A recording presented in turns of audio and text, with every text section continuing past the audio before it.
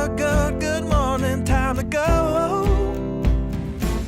Oh, we are all looking for adventure. We are all looking for adventure. We are all Welcome back to the 3x5 Live podcast. On this podcast, we talk about mindset, mindfulness, productivity, self-development. Last week, self-care. Last week, we spoke about confidence and social cues, and how that's 60 to 90% of how we communicate. Is our nonverbal, our nonverbals, our facial expressions, our body language. So maybe you were thinking about this week as we were interacting with others. Mm-hmm. I actually thought about this because I had a big presentation this week. She did. And I thought about that confidence piece because I was feeling a little nervous, just like I always do. Like nervous and excited. Yeah. But just like thinking about my body language and what I was giving off, and was I exuding warmth and allowing people to feel connected to me? So I hope I was doing that. But I like that one. It was a good one. I know I liked that. Well, I liked that podcast because I like that topic. It has me like scratching my head and thinking a lot about how I show up in the world. Yep. And we'll take a quick moment here to wish or send some love to all the families down in Florida after Hurricane Ian. Mm-hmm. I know it's got to be tough times for a ton of people down there. So this week, we're going to be talking about the idea of 1% better. And so when I started out on this self-development journey, one of the first books I ever read was The Slight Edge. Got me hooked, loved it, changed my life. A better known book that's kind of like the same exact premise is called The Compound Effect by Darren Hardy. And it's all about basically the compounding interest of making slight improvements every day. And then over time, that will just reap massive rewards because you're putting those deposits in every day, be it a habit, be it a diet, whatever that is. So I've always heard about, 1% better. And I always like the idea from like 30,000 feet of, okay, let's get 1% better, but nothing tangible of like, how do you get 1% better ever spoke to me. So a few weeks ago, I heard this idea. So Jessie, how many minutes are in a day? You're supposed to study the content. I know. I don't. Why didn't you study the content? Wait, but I know the next one. Ask me the next one. So there's 1,440 minutes in a day. So then you sit back and you ask, okay, what's 1% of a day? 1,000. Nope. 14 minutes and 24. No. Yes. And 24 seconds. 14 minutes and 24 seconds, folks. That's the answer. That's the answer. So don't worry. I'm teaching our kids math on a daily basis. So the thought of, all right, if I want to get 1% better, I need to spend 14 minutes and 24 seconds honing my craft of meditation, of training, we'll get into other things, and just doing that on a consistent basis, it just blew my mind. And then I was like driving to work, and I've been thinking about this literally for weeks. And then suddenly I stopped, and I guess I probably should not say this on air, but I realized like Jessie's cell phone password is 1424. It is. And sure is. Has been my whole life. So don't steal her cell phone. Don't steal my cell phone. But I was like, the serendipity of that is so bonkers because two things have impacted me that we've talked about a lot over the last, 3 to 6 months is the podcast we did about Choose Your Hard. I think that's a phenomenal way to think about life.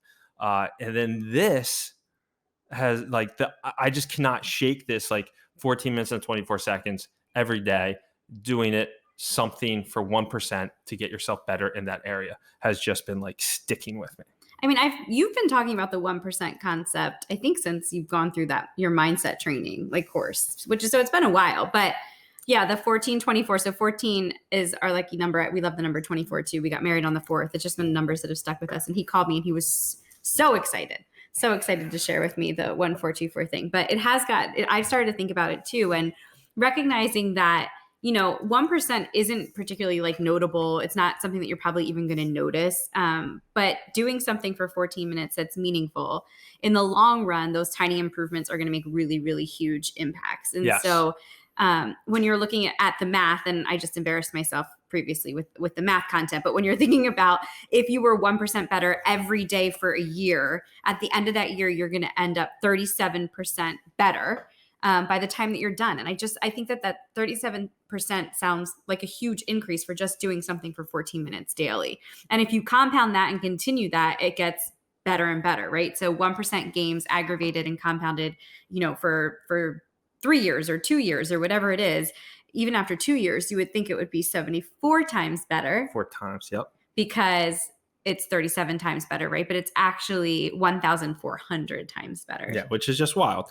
So, I mean, I don't know if I necessarily believe all that math, but just like wrapping your head around that is crazy. That, okay, if I keep going this, and then in 10 years, what am I going to be? I'm going to be breaking the calculator for whatever I'm trying to do and achieve. And 14 minutes is, I've always talked about, with coaching and talking to people about health, that to start small. We start our self-development journey. And I feel like, at least for me, it was when I was doing my training at Institute of Integrative Nutrition, and I was just absorbing and gaining all this knowledge, and I wanted to implement everything at the same time because I was so excited about it all. And there were so many moments where I just had to like pause for a second, take a step back, and realize that, to get to the finish line, it's actually more valuable for me to pick one thing and try it first and see how I feel before I introduce something else. And I think 14 minutes, if you can put that in the AM bookend or the PM bookend of your day, that's usually the most control we have of our schedules.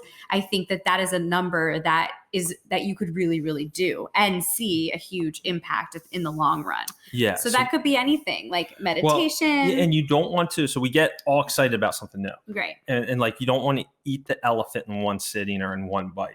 Like the saying goes, you eat the elephant one bite at a time. I don't know if that's a saying, but our son Nash literally just asked me 2 days ago if you could eat an elephant.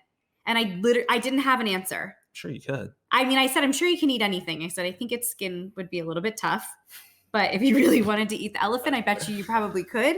However, we don't eat meat, so we'll leave those elephants alone. So anywho, I digress. So the question that Jessie was getting at, the question is, what's the one thing that that if you start doing, and spent 1% of your time doing, would have the most positive impact on your life? Mm-hmm. Like, what could that be? Meditating for 14 minutes and 24 seconds. Or just taking a moment when you get home and, putting your cell phone down, or like a digital detox when you're trying to be present with your family.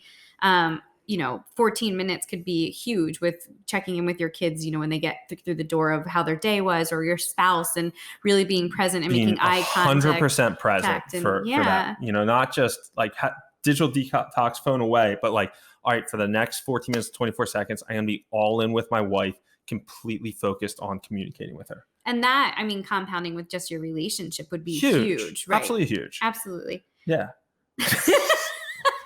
I think we need to do that together. I mean, let's try it. Let's do it. We got really excited. I know. We got really excited about that concept. But this also goes along, I remember you talking about the idea of motion, and this is physics, but like an object.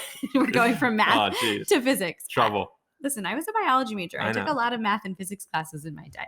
But an object in motion stays in motion, that idea. Mm-hmm. But the bigger idea is of momentum. Like, how do we get momentum? Because that's the hardest part. Starting anything new seems so heavy, but once you gain that momentum, it's that rocket ship example where I think it's like the first hour that a spaceship takes off, it uses about 80% of its fuel. And that's how it feels when you're starting something new. It feels so like it's so much work and it's so hard to get started. But once you're on that journey and you begin to get that momentum, you will continue the motion forward and that evolution process, which it's 14 minutes a day. It's 1% every single day. Yeah. So the first couple months can be tough, but then that momentum kicks in and it just becomes this habit where it doesn't take as much energy to do that 1% activity. Yeah. Consistently.